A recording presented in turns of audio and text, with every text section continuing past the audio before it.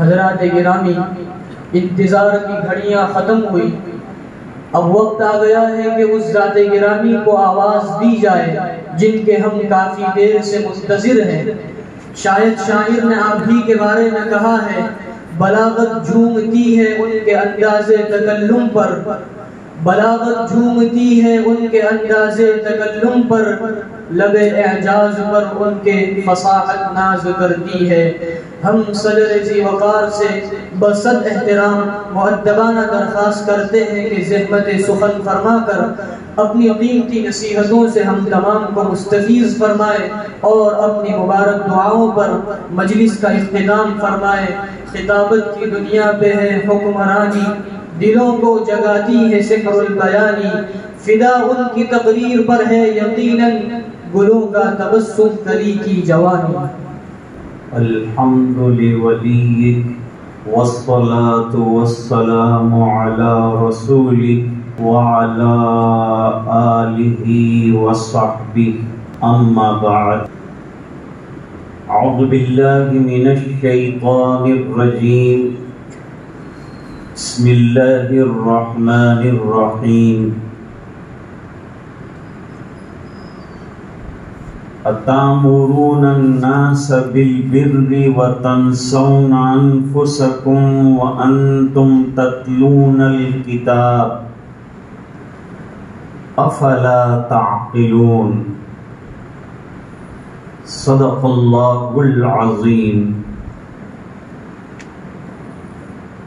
واعظ کا ہر ایک ارشاد بجا، تقریر بہت دلچسپ مگر چہرے پہ یقین کا نور نہیں، آنکھوں میں سرور عشق نہیں۔ اللہم صل علی سیدنا محمد وعلی آل سیدنا محمد واصحابہ وازواجہ وبارک وسلم۔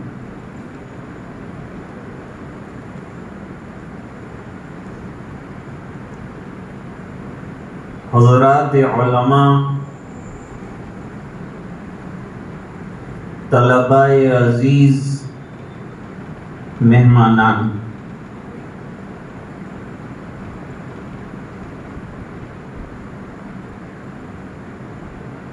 انجمن کی یہ تاریخ جس میں ہم اپنے کلام کی اور باتوں کی اصلاح چاہتے ہیں،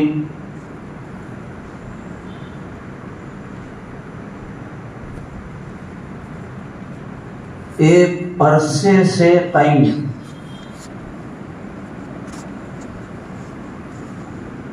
بفضلہ تعالی ہم نے وہ دور بھی دیکھا جس میں حضرت مولانا احمد اشرف صاحب رحمہ اللہ تعالی انجمن میں تشریف فرما،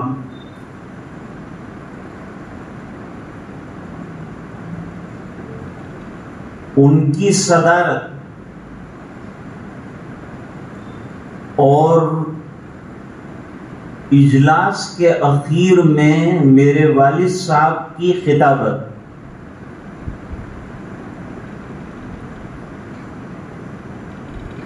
یہ ایک عرصہ دراز سے سلسلہ چلا آ رہا ہے اور اس کا مقصد یہ ہے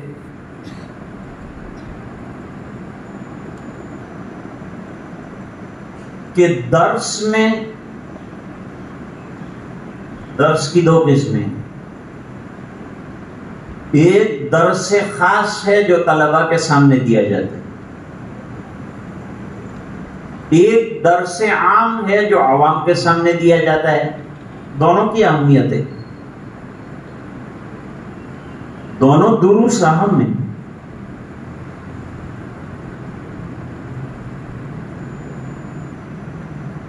ایک مدرس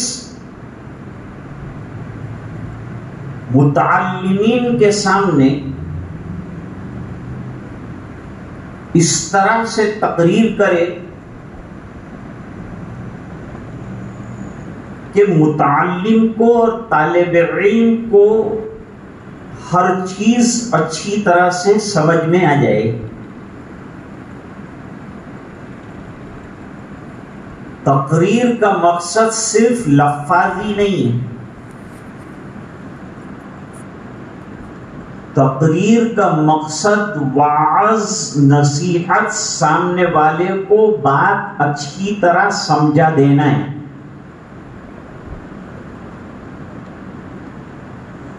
ضروری نہیں ہے کہ اس کے لیے بہت فصاحت اور بلاغت لائی جائے. سادہ الفاظ میں بھی بات اگر پیش کرنا ہو تو کر سکتے ہیں.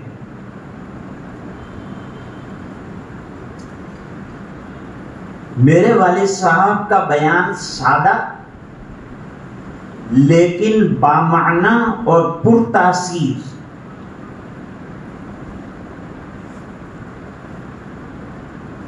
کیونکہ جہاں وہ بیان کرتے تھے وہاں عمل کی دنیا میں بھی ان کا قدم بہت زیادہ آگے تھا. تلاوت کے پابند، تہجد کے پابند، مطالعے کے پابند. آج کسی نے آ کے کہا کہ حضرت رات کو تقریر کرنی ہے تو ہم ہی بھر لیتے کہ جی حاضر ہوں گا اور تقریر کروں گا. اس کے لیے مستقل کوئی کتاب نہیں کھنگالتے. ہمیشہ سے چونکہ مطالعہ جاری رہتا تھا،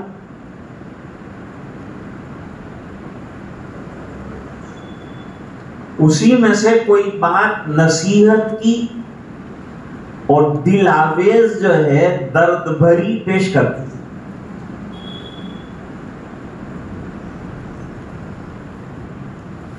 فرماتے تھے کہ بخاری شریف ایسی کتاب ہے کہ پوری زندگی تقریریں اندر سے کر سکتے ہیں.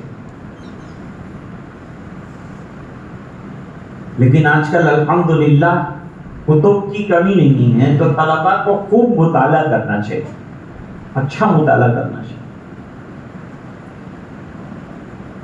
اور تقابلی مطالعہ کرنا چاہیے.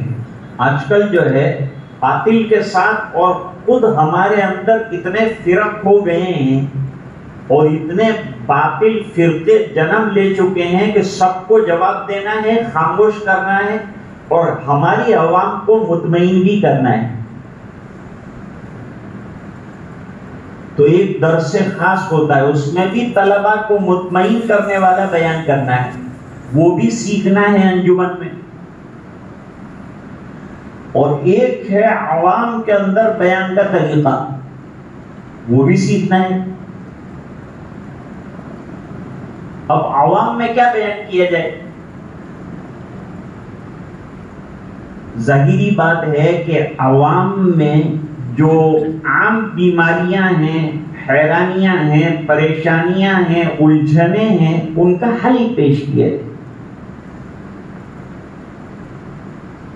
جو غفلتیں ہیں ان سے بیدار کیا جائے. جو گناہوں میں امت مبتلا ہے ان کو گناہوں سے نکالنے کے لیے وعیدیں بھی بیان کی جائے، وعدے اور فضیلتیں بھی بیان کی جائے.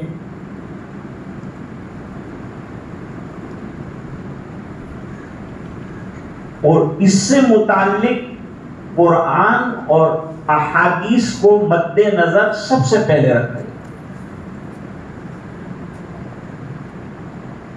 حضور پاک صلی اللہ علیہ وسلم نے تبلیغ کا کام شروع کرنے کی اجازت ملنے کے بعد لمبی تقریریں نہیں کی، بلکہ جو بھی آتا تھا اس کے سامنے جب وہ بہت بات کرتا تھا تو وہ خاموش ہو جاتا تھا، تو حضور کہتے تھے اب میں سناؤں؟ کہتا تھا سنائیے. اب اعوذ اور بسم اللہ پڑھ کر کوئی سورت سنا دیتے تھے.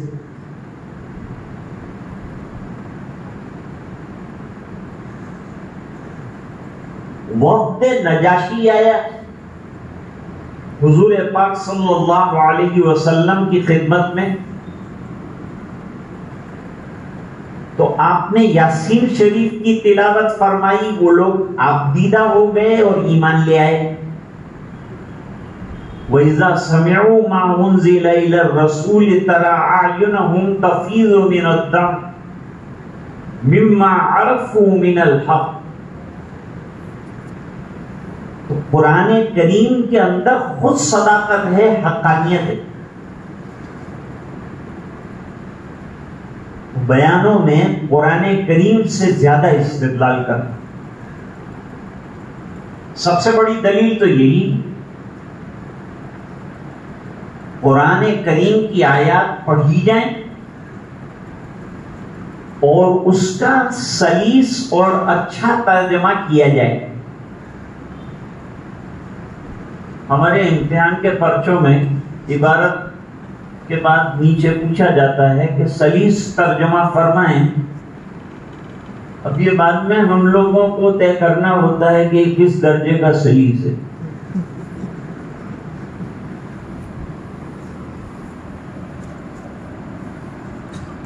حضور پاک صلی اللہ علیہ وسلم نماز میں سورۃ الرحمن پڑھ رہے تھے وادی نخلا میں، تو جنات نے وہی قرآن کریم سنا اور ایمان لائے۔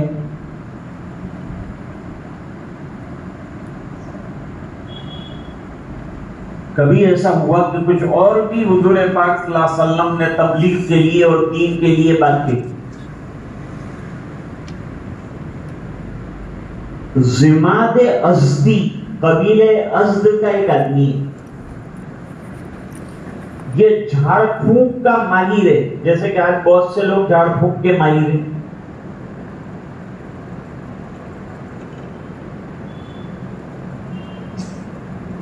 وہ حضور پاک صلی اللہ علیہ وسلم کے متعلق تمام باتیں سننے کے بعد حاضر خدمت ہوا،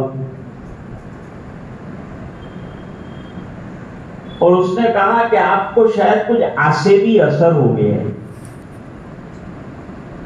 آپ بہکی باتیں کرتے ہیں، حالانکہ اس نے بات سنی نہیں تھی حضور، براہ راست نہیں سنی تھی، اوروں سے وایا وایا سنی تھی، ڈائریکٹلی نہیں سنی۔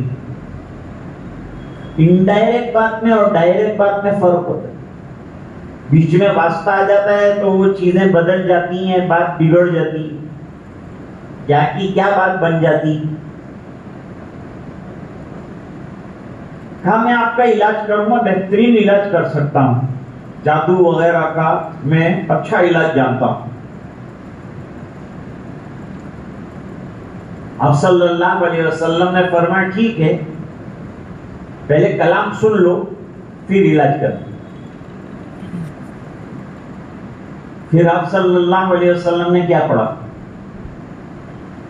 الحمدللہ نحمدہ ونستعینہ ونستغفرہ ونؤمن بہ ونتوکل علیہ ونعوذ باللہ من شرور انفسنا ومن سیئات اعمالنا من یهدہ اللہ فلا مضل له ومن یضللہ فلا ہادی له ونشهد أن لا إله إلا الله وحده لا شريك له۔ یہ ہم لوگ بیان سے پہلے خطبے میں پڑھتے ہیں، یہ خطبہ مسنون ہے، خطبہ مسنونہ۔ اس نے اتنا ہی خطبہ سنا اور کہا کہ بس میں کیا آپ کا علاج کروں گا، آپ نے میرا علاج کر دیا، کلمہ پڑھوا دیجئے مجھے۔ کلمہ شہادت پڑھا اور اسی وقت ایمان لیا ہے۔ اب قرآن کریم اٹھائیے ذرا، حضرت نوح علیہ السلام اور ان کی قوم کا مکالمہ اللہ نے بیان کیا۔ حضرت ہود علیہ السلام اور قوم عاد کے درمیان کیا بات چیت ہوئی اور حضرت ہود علیہ السلام نے کیا تقریر کی، یہ بھی بیان۔ لوط علیہ السلام نے قوم سے کیا کہا، یہ بھی ہمارے ساتھ۔ حضرت ابراہیم علیہ السلام کا جو محاجہ ہے بہت تفصیل کے ساتھ قرآن کریم کے اندر 2-3 جگہ پر بیان ہے۔ ابراہیم علیہ السلام کو اللہ تعالیٰ نے آسمانوں زمینوں کی کچھ راز کی باتیں تھی جو بتلا دی تھی، جس سے ان کو انتہائی طور پر شرح صدر ہو گیا تھا۔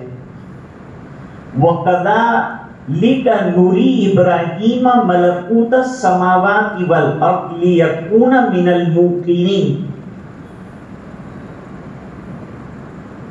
بات کسی کے سامنے جب پیش کرنی ہو تو اس بات کے سلسلے میں خود متکلم کو بہت زیادہ یقین ہونا چاہیے اور اس پر عمل ہونا چاہیے۔ اگر نماز کی بات کر رہا ہے تو نماز خود اس کی زندگی کے اندر مضبوط طریقے سے ہونی چاہیے تو وہ نماز کی بات مضبوطی سے پیش کر سکے۔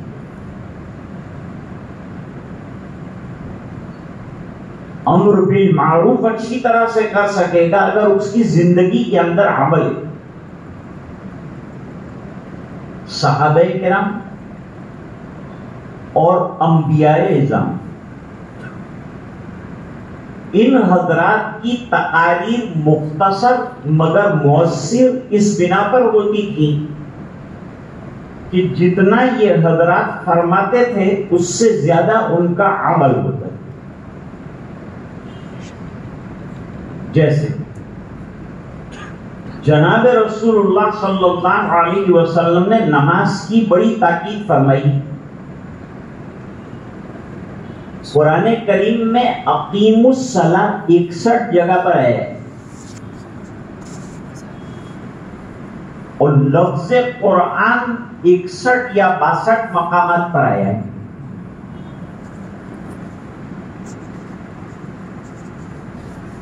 اب حضور پاک صلی اللہ علیہ وسلم کا نماز کے اندر عالم کیا ہے؟ تو تہجد میں اتنا کھڑے رہتے ہیں، اتنا کھڑے رہتے ہیں حتی تتفطر قدماہ، یہ حدیث میں لفظ ہے۔ تو تقریر ایک فن ضرور ہے لیکن کمال علمی کے ساتھ کمال عملی یہ تقاریر میں جان پیدا کی۔ اس سے تقریر میں جان پیدا ہوتی، بات میں جان پیدا ہوتی۔ چھوٹا سا واقعہ جو بالکل حدیث شریف میں عام ہے، کوئی نئی بات نہیں۔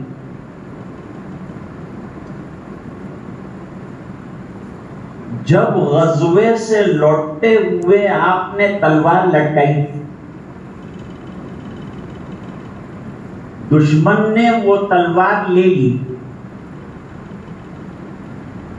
اور سونت لی اور آپ کے سر پر کھڑا ہو گیا اور یہ جملے کہے کہ میں یمنعک منی، آپ کو اب جو ہے میری تلوار تو سرکار کی ہے لیکن ہاتھ میں اس کے لیے ہے، اس کے پاس ہے، اس لیے اس نے کہا میں یمنعک منی، میری اس تلوار سے آپ کو کون بچائے گا؟ اب نبی کا مشن دعوت و توحید کا ہے۔ جتنے انبیاء کرام ہیں ان کی ایک دعوت تو بالکل متحد ہے توحید کی، اللہ کی وحدانیت اور اللہ کا ایک ہونا and the oneness of Allah subhanahu wa ta'ala all the way in the every prophet of Allah subhanahu wa ta'ala، وہ توحید کی دعوت۔ اللہ ایک ہی ہے، نہ ایک سے کم ہے نہ ایک سے زیادہ ہے۔ عبادت اسی کی ہونی چاہیے، اس کے علاوہ کسی کی عبادت نہیں کر سکتے، سر کسی کے سامنے جھکا نہیں سکتے، اس لیے تعظیمی سجدہ ہمارے یعنی شرک سے انتہائی درجے کی برات کا اعلان اور اظہار و اقرار، یہ نبی کی دعوت، یہ دل میں جمی ہوتی ہے اور دل سے نکلتی ہے، بات دل سے نکلتی ہے، اثر رکھتی ہے، پر نہیں طاقت پرواز مگر رکھتی۔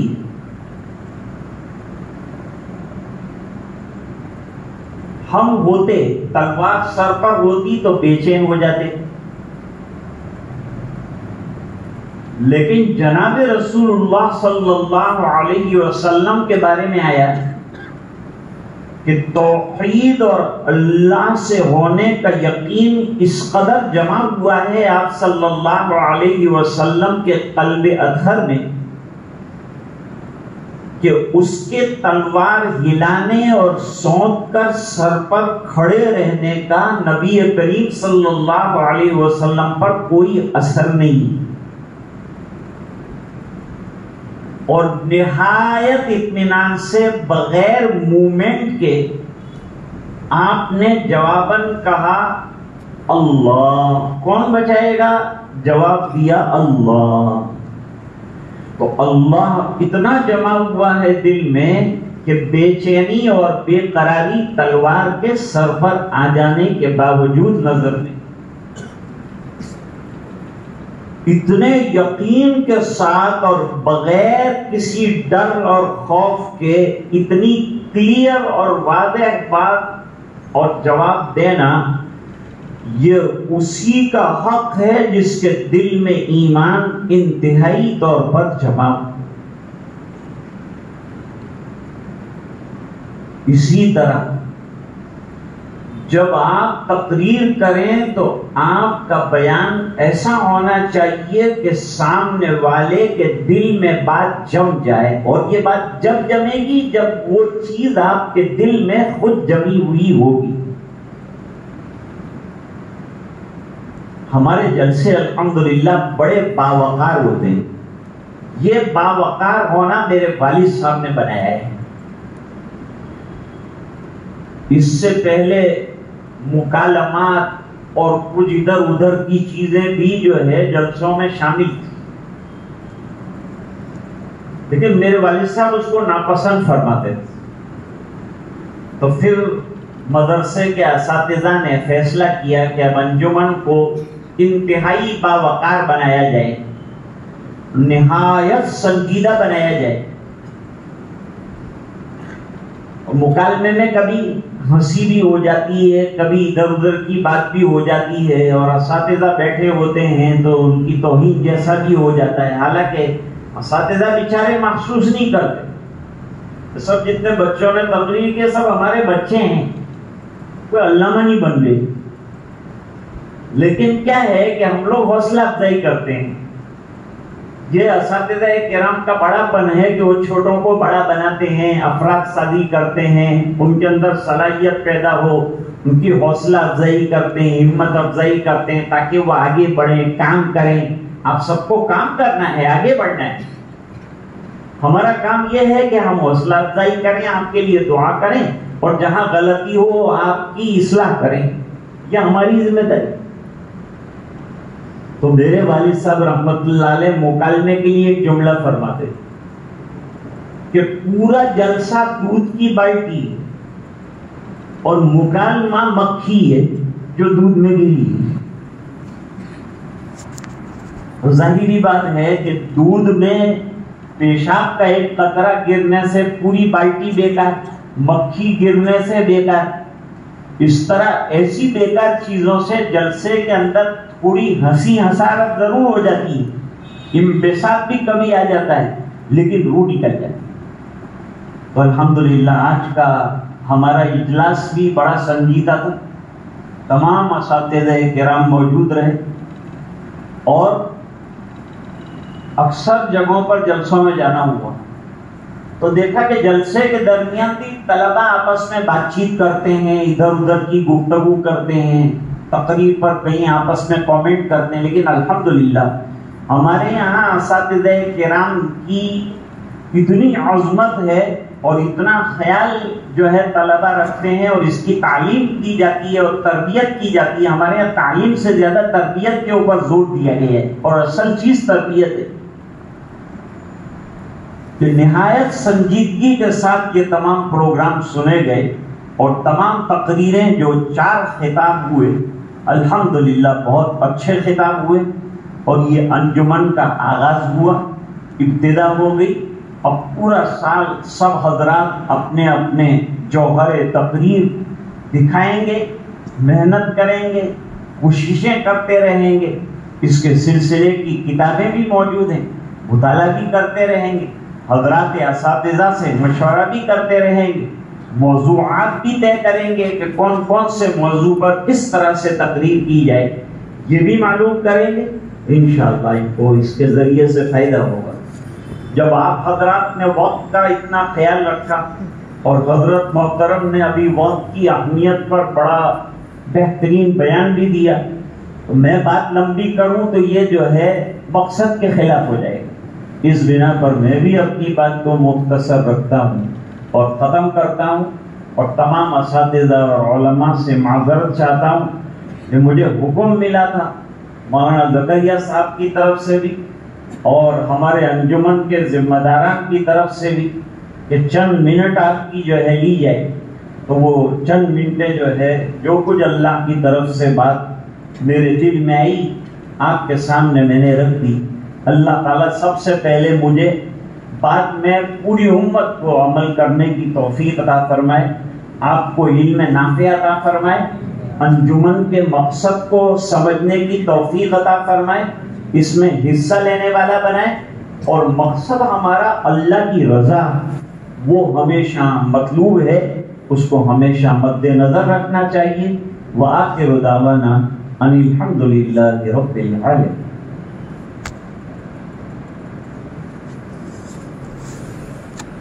اللهم لك الحمد كله ولك الملك كله ولك الشكر كله وإليك يرجع الأمر كله علانيته وسره. اللهم صل على سيدنا محمد وعلى آل سيدنا محمد وبارك وسلم. ربنا آتنا في الدنيا حسنة وفي الآخرة حسنة وقنا عذاب النار وادخلنا الجنة مع الأبرار يا عزيز يا غفار. اللهم إنا نسألك علما نافعا وعملا متقبلا ورزقا واسعا وشفاء من كل داء. اللهم نور قلوبنا بنور القرآن وزين أخلاقنا بنور القرآن وادخلنا الجنة بالقرآن ونجنا من النار بالقرآن. يا أحد الصمد الذي لم يلد ولم يولد ولم يكن له كفوا أحد. اے اللہ ہمارے گناہوں کو معاف فرما، کوتاہیوں سے درگزر فرما، اپنا فضل اور کرم شامل حال فرما. اے اللہ آغاز اچھا ہوا ہے، اس کا انجام بھی اچھا فرما. انجمن کو کامیابی کے ساتھ چلا، جو چلا رہے ہیں ان کو حوصلے ہمتیں عطا فرما. طلباء کو علم نافع عمل صالح عطا فرما. اے اللہ اس بزم کا اور انجمن کا جو مقصد ہے وہ سمجھ کر آگے بڑھنے کی طلباء کو توفیق عطا فرما. اس میں ترقی سے مالا مال فرما، اچھے واعظین، مقررین اور مصلحین پیدا فرما. اور اے اللہ دین کی فکریں ہمیں عطا فرما. اے اللہ لفظی جمع خرچ کے بجائے ہماری زندگی کو عملی بنا دے، ہماری زندگی میں عمل کو داخل فرما دے، اعمال صالحہ نصیب فرما. اے اللہ نبی کریم صلی اللہ علیہ وسلم کی اتباع ہر مرحلے میں، زندگی کے ہر شعبے میں، ہر موقع پر ہمیں عطا فرما. اے اللہ جمیع طلباء کی مغفرت فرما، پوری امت کی مغفرت فرما. ہمارے جو سابق اساتذہ کرام اور بزرگان دین اور مدرسے کا ذمہ دار علماء جو دنیا سے تشریف لے گئے، اے اللہ ان تمام کی قبروں کو نور سے بھر دے. کروٹ کروٹ سکون، چین، اطمینان عطا فرما. ابھی جو اساتذہ کرام ہیں اللہ ان کے علم سے ہمیں مستفید فرما، ان کا وقار اور ان سے محبت عطا فرما. اور ان سے اکتساب فیض کی ہمیں تڑپ عطا فرما، بیماروں کو شفا عطا فرما، اور سال کو عافیت کے ساتھ، خیر کے ساتھ اور بھلائیوں کے ساتھ گزارنے کی سعادت سے بہرور فرما، اور یہ ٹوٹی پھوٹی دعائیں اپنے فضل و کرم سے قبول فرما۔ سبحان ربک رب العزت عما یصفون وسلام علی المرسلین والحمد للہ تعالی رب العالمین۔